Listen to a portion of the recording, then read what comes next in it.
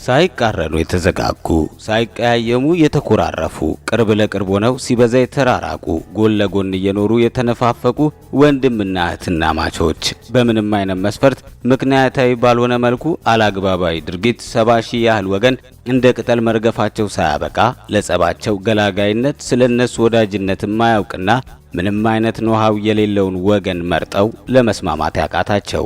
በመሃል ግን የሁለቱ አመራሮች አንዱ ያንደኛውን ውድቀትና ብጥብጥ እንዲሁም ሙቀት በታላቅ ምኞት የሚሹበት ሁኔታው ከተከሰተ እንኳን እርስ በርሳቸው እጅ በመቀሳሰር የሚወሸካከሩበት፣ ህዝቦቻቸው ደግሞ ከላይ ተኮራርፈው ጭራሽ ተነፋፍቀውና ተለያይተው በልባቸው ግን ተዋደው ታዲያ አቅም አንሷቸው በናፍቆት ንዳዳዊ ፍም እሳት እየተንገበገቡ መክረም ግድ የሆነባቸው።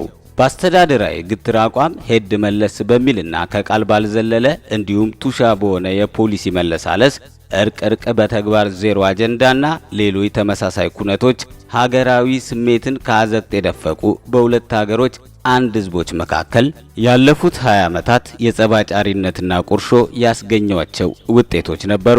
ይህ ሁሉ ታሪክ በጥቂት ወራቶች የቀየረውን የፍቅር መሪ ያስረሳን ዲያብሎስ ግን በስተመጨረሻ የተሳካለት አልሆነም።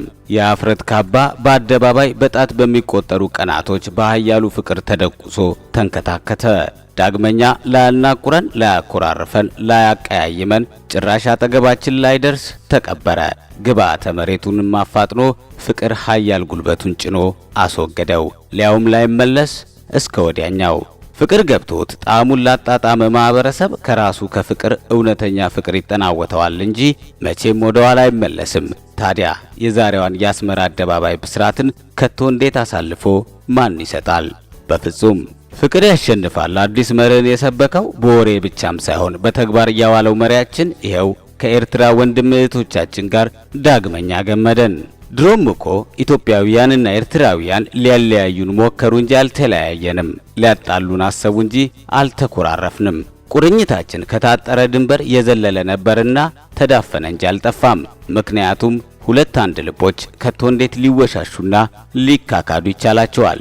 ይህን ገልጦና ተንትኖ ያስረዳንን እንዲገባን ያደረገውና ያስከበረን ጠቅላይ ሚኒስትራችን ይሄው በአስመራ ጎዳናዎች ላይ በማይዘነጋና ታሪካዊ በሆነ ደማቅ አቀባበል ተከበረ። ጥላቻና ቂም በቀል እንዲሁም ቁርሾ ፍቅር ላይነሳ አርጎ ድል መታው፣ ድል ነሳው። ታላቅ የበላይነቱን አጠናክሮ በመቀጠልም የሁለቱ ሀገራት ህዝቦችን አንድ በማድረግ ደመራቸው። ክብርና ምስጋና ይህን አይረሴ ቀን ላሳየን ፈጣሪያችን ይሁን።